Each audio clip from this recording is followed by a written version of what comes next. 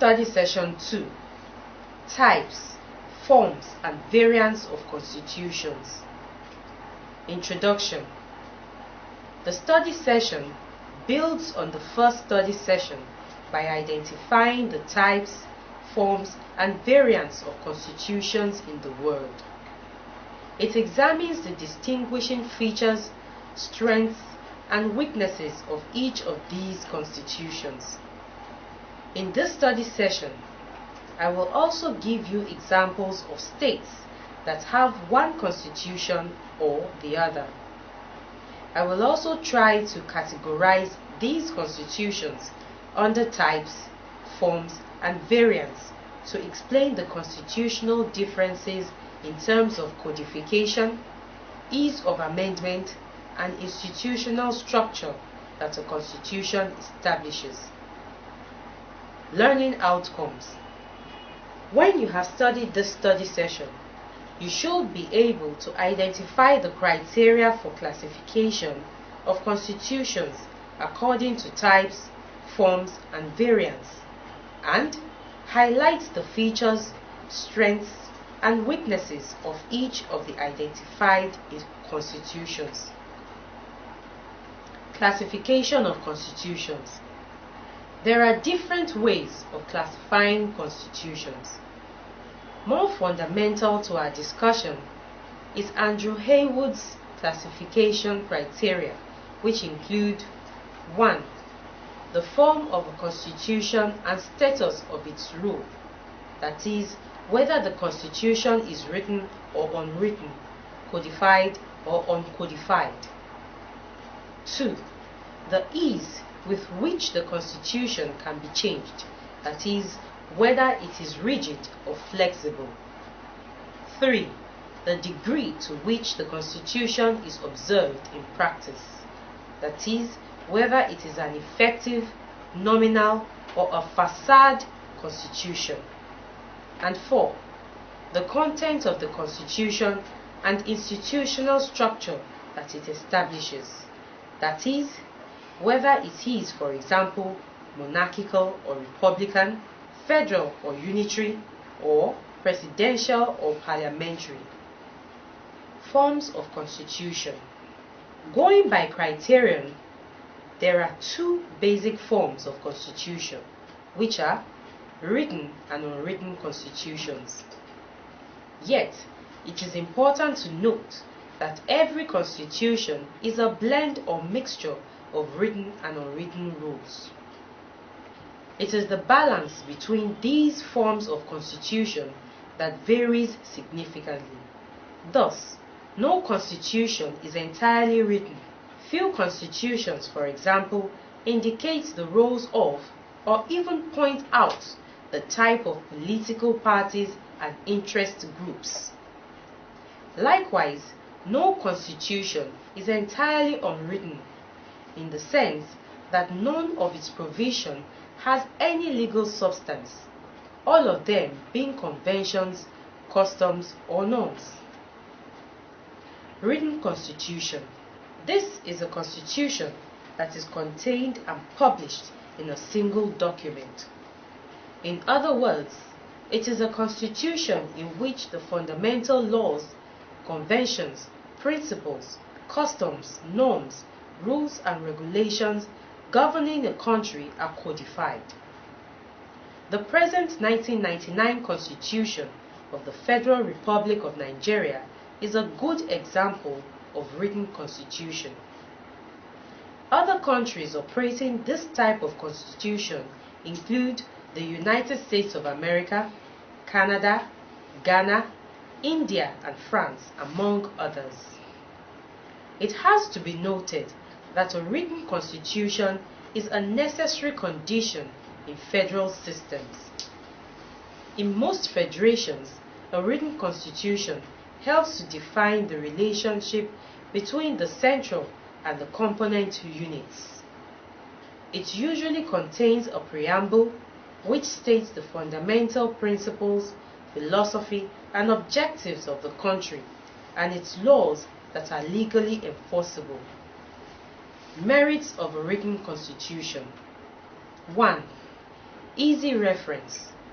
A written constitution is easy to consult as required. 2. Consciousness of fundamental human rights. Citizens are better aware of their fundamental rights when the constitution is written. 3. Prevents dictatorship. It may guard against the emergence of a dictator and reduce any authoritarian tendencies by leaders, since there is a considerable knowledge that the constitution is written within the reach of ordinary citizens. 4. Symbol of nationhood. Concrete symbolic values are derivable from a written constitution. 5. Political stability. It also helps to ensure political stability owing to the awareness of its provisions. 6. Minimizes areas of potential conflict. In fact, the uncertainties of political life are reduced to the minimum, and areas of potential conflict in terms of citizens-state relationship, since powers and functions of government vis-à-vis the citizens are clearly spelled out. 7.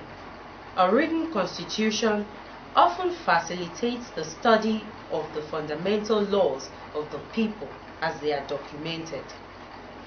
Some fundamental provisions of a written constitution are generally considered seriously before constitutional amendments are carried out.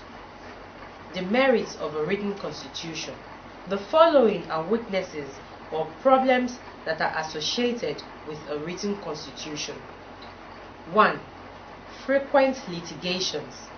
Since a written constitution depends largely on interpretation, it is subject to frequent litigation, and by implication, it wastes time and energy in governance. 2. Rigidity. The rigid nature of most written constitutions make it uneasy to amend them when necessary. 3. Limited coverage. Written constitutions often do not cover all subjects that may be required of a constitution, since it is not possible to write down all the constitutional problems of a given country. 4. Problem of adaptability. A written constitution is not easily adaptable to constantly changing conditions and times. 5. Inadequacy to meet all needs. Since a written constitution is a document arrived at after a lot of compromise and bargaining, it tends not to meet the aspirations of all the component units of a state. Unwritten constitutions.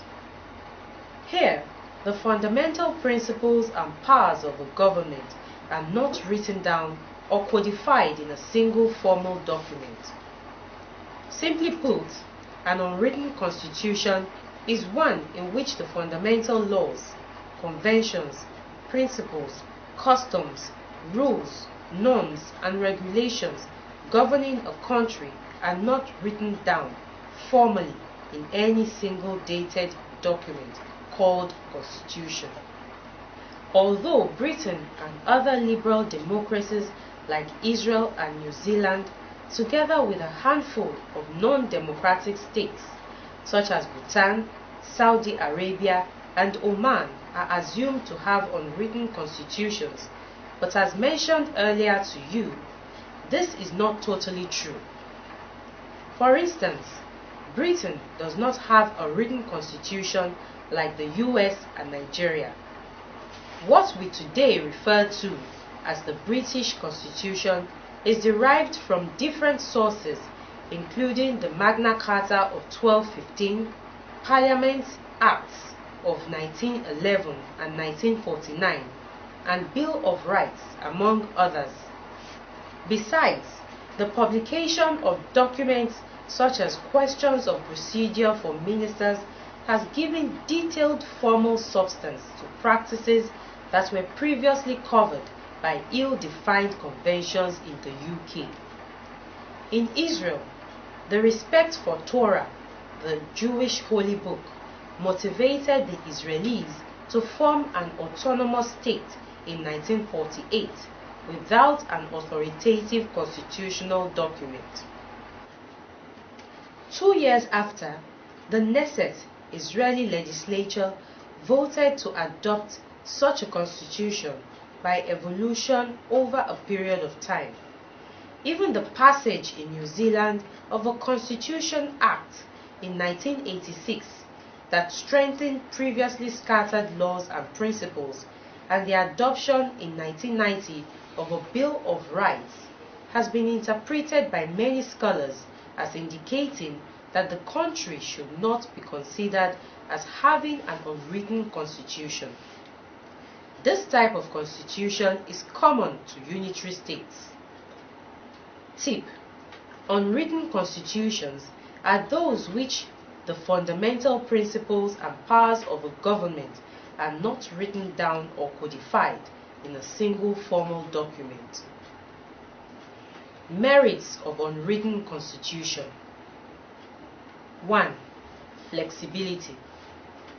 The most obvious advantage of an unwritten constitution is its flexibility.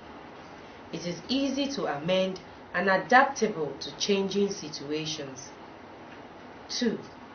Limited areas of dispute. Due to its non-rigidity, many potential areas of dispute in governance are reduced. 3. Smooth running of the government. Its unwritten nature reduces the difficulty in interpretation and thereby incidents of litigation. 4. Adaptation to changing conditions. Because of its nature, unwritten constitutions are responsive to changing circumstances in society. Demerits of unwritten constitution. 1. Easy manipulation by incumbent government. The government party may easily manipulate the constitution to suit its purposes. 2. Determination of violence. It is not easy to determine when an unwritten constitution is violated. It is even difficult to prove or defend when provisions in it are violated, since there is no written constitution to refer to. 3. Limited knowledge of citizens' constitutional rights. It is difficult for citizens to know their constitutional rights and duties in a situation where the constitution is unwritten. Types of constitution as based on easiness of change. Under types of constitutions, we classify constitutions on the basis of ease with which the constitution can be amended. On the basis of this criterion, we have rigid and flexible constitutions. Rigid constitutions. These are constitutions that are difficult to amend or change. Special procedures or conditions are required for such constitutions to be amended, since normal procedure for passing an ordinary law is not sufficient. I should let you know that these procedures or conditions vary from one country to another and are usually stated in the Constitution itself. In general, federal political systems like the United States, Switzerland, and Canada, India, Australia, and Nigeria have rigid constitutions. For example, in Nigeria, the suspended 1979 and 1999 constitutions require 2/3 of the members of both the national and state legislatures to endorse a bill or motion asking for constitutional amendment. In Switzerland and Australia, the electorate are allowed to participate in the amendment process. Merits of a rigid constitution. 1. Difficult to manipulate. Since a rigid constitution is difficult to amend, political leaders are constrained from manipulating it to serve their selfish interests. 2. Prevents emergence of dictators. The difficult and slow procedure for changing a rigid constitution prevents the emergence of a dictator. 3. Orderly political succession. It ensures an orderly change of government and thus promotes political stability. 4. Reduction of ambiguities. Because rigid constitutions are usually written down, they facilitate easy reference and reduce ambiguities. Demerits of a rigid constitution. 1. Adaptation. The slow and difficult process or condition required for the amendment of a rigid constitution makes the constitution unyielding to changing situations. 2. Much reliance on the judiciary. Provisions of a rigid constitution, especially on amendment, often require the interpretation of the judiciary, which may result to over-politicization of the judicial arm of government. Flexible constitution. This is the constitution that is easily amendable through an ordinary lawmaking process. In other words, a flexible constitution can be changed without any lengthy or difficult process to revise it. Examples of countries with flexible constitutions include New Zealand, Finland, and Britain and Ghana in the First Republic. Merits of a flexible constitution. 1. Generation of new ideas. Since no special procedure is called for before amendment, it facilitates the reflection of new ideas and new circumstances. 2. Reduces constitutional conflicts. The chances of generating constitutional conflicts are minimal because flexible constitutions avoid deadlock. 3. Facilitate quick decision making. Flexible constitutions aid government to take quick decisions. Demerits of flexible constitution. 1. Minority rights. The rights and interests of the minority are not always protected under a flexible constitution. These rights are exposed to the oppression of the majority. 2. Breeds dictatorship. Haste in amending the constitution may gradually lead to dictatorship or tyranny. 3. Instability and unrest. Incessant and frequent changes or amendments can lead to instability and unrest. Variants of constitution. Under variants of constitutions, we consider the constitutional contents, particularly the institutional structure being established by a constitution. With this criterion, I classify the variants of constitutions into 3: federal, unitary, and confederal. Federal constitutions. A federal constitution provides for the sharing of state powers between the central government and the component units of government, variously called regions, states, local government, provinces, cantons, and municipals. Federal constitutions are usually written and rigid and are often adopted by heterogeneous societies like the USA, Nigeria, and Switzerland. It provides for bicameral legislature in most cases. Merits of a federal constitution. 1. Rapid development. When there is division of powers, rapid development easily takes place among the component units. 2. Prevents concentration of power. Federal constitutions discourage concentration of powers in a single authority. 3. Promotes local participation and local autonomy. The devolution of power into local authorities is expected to facilitate grassroots participation and local autonomy for the sake of development of local areas. 4. Employment opportunities. Duplication of offices under a federal constitution fosters the creation of more employment opportunities. The merits of a federal constitution. 1.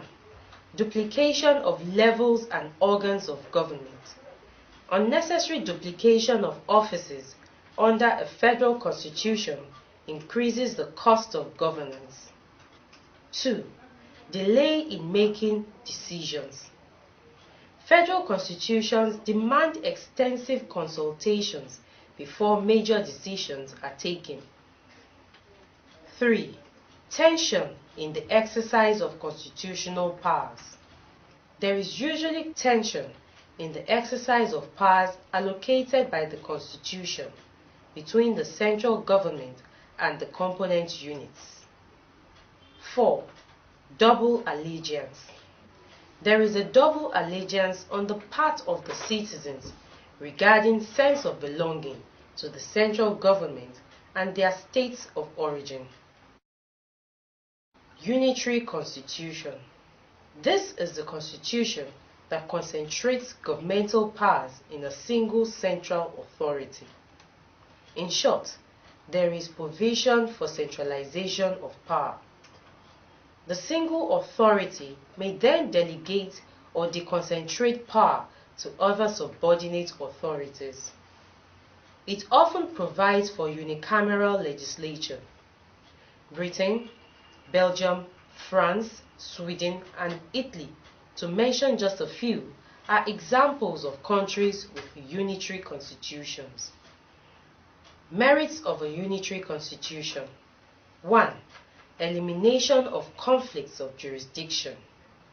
Owing to the absence of component units that could contest constitutional powers with the central government, conflicts of constitutional jurisdiction are eliminated. 2. Stability. Unitary constitutions are usually strong and stable. 3. Reduction of administrative costs. Since there is no duplication of offices, the cost of administrative or governance are greatly reduced. The costs of administration and governance are greatly reduced. 4. No dual allegiance. Citizens in countries that have adopted unitary constitutions owe allegiance to only the central government. The merits of a unitary constitution. 1. Promotes dictatorship. Since it concentrates power in a single central authority, unitary constitution may easily promote tyrannical and dictatorial rule. 2. Stifles local participation and development. It lowers local initiatives and hinders local participation and development as a result of lack of autonomy. 3. Domination of minority groups. Majority groups often dominate the minorities in societies with unitary constitution. Confederal Constitution.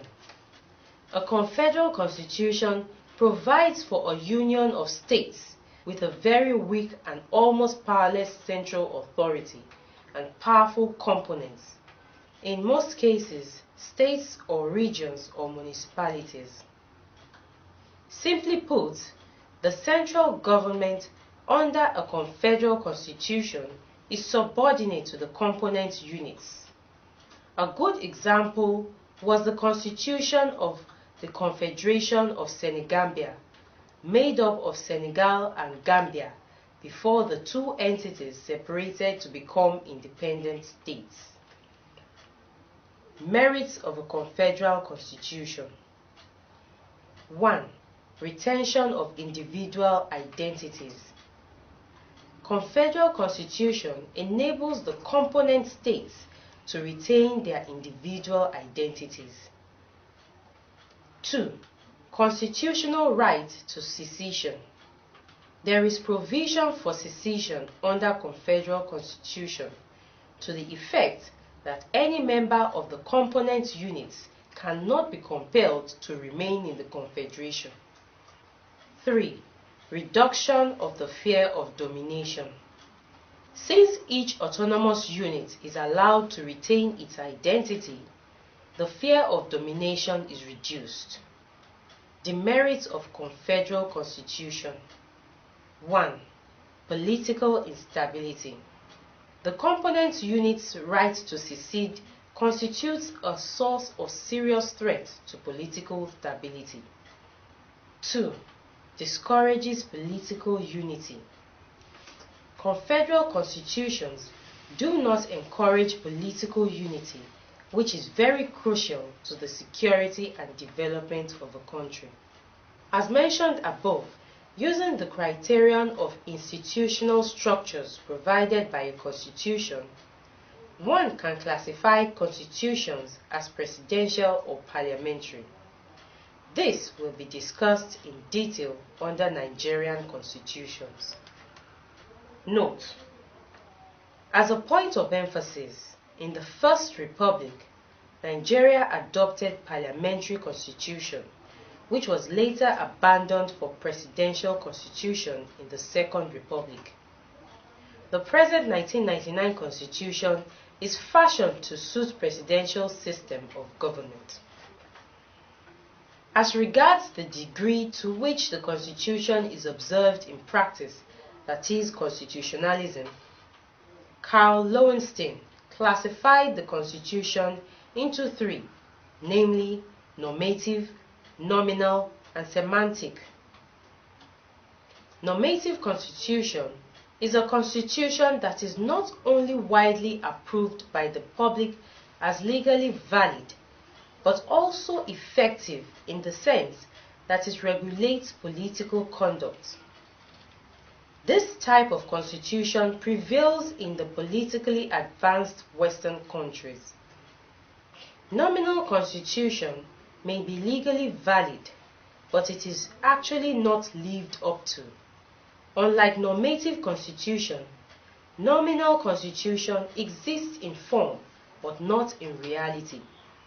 Nominal constitutions are to be found in those countries of Asia, Africa, and Latin America. Semantic constitution is a constitution that is fully applied and activated, but which merely legitimizes the existing locus and exercise of political power.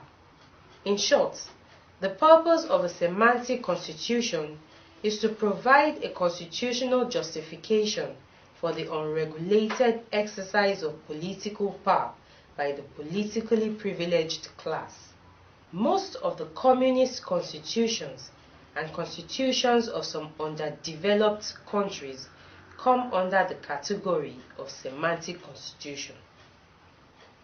In all, relating this classificatory scheme to Nigeria, the 1999 Constitution, which is presently in operation, is not only written, it is also rigid and federal in terms of institutional structure.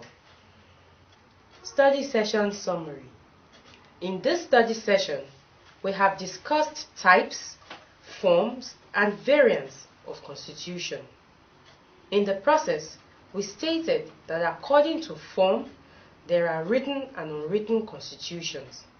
According to type, there are rigid and flexible constitutions. And according to variants, there are federal and unitary constitutions. The merits and demerits of each of the constitutions so discussed were examined. End of study session 2. Thanks for listening.